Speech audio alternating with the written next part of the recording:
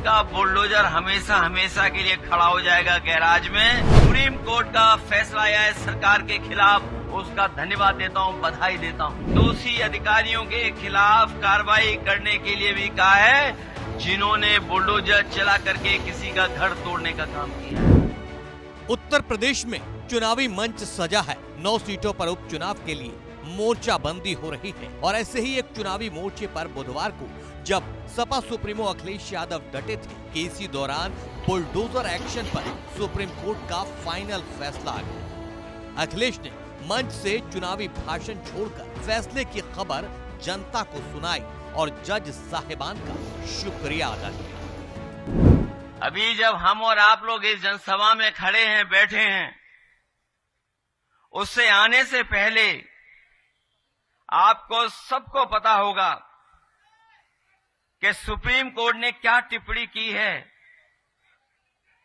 और इस सरकार का जो बुलडोजर प्रतीक बन गया था उसके खिलाफ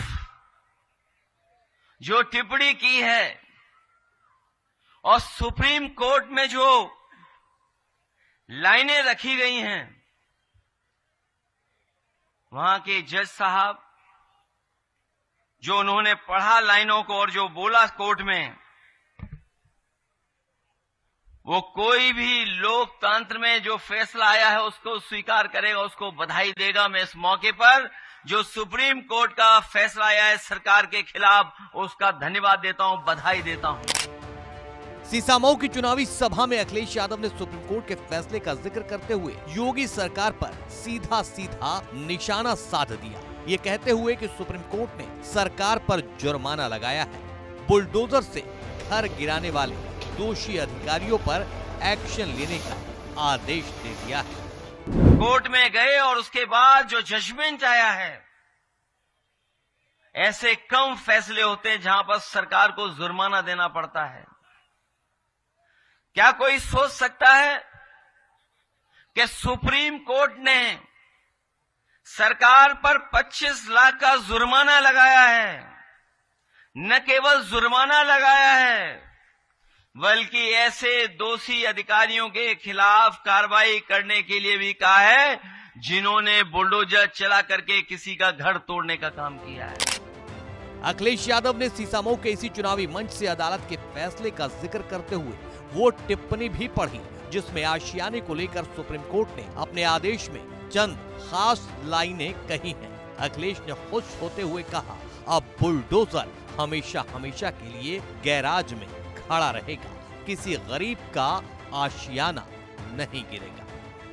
कम से कम आज के बाद उनका बुलडोजर हमेशा हमेशा के लिए खड़ा हो जाएगा गैराज में, अब किसी गरीब का घर नहीं टूटेगा।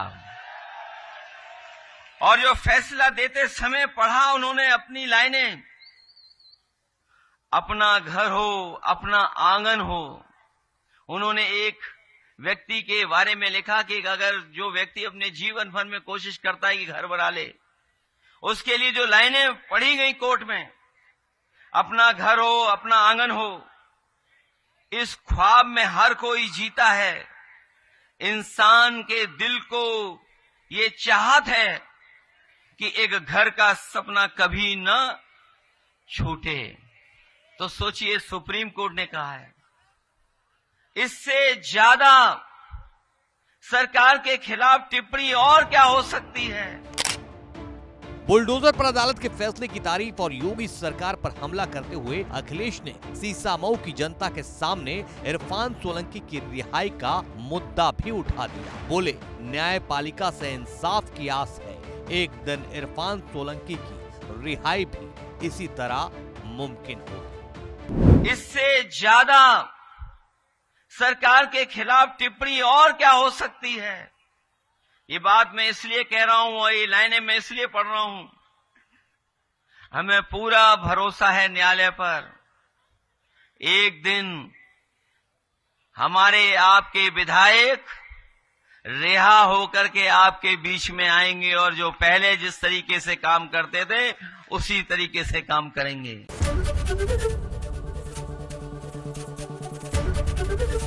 एबीपी गंगा, खबर आपकी, जुबान आपकी।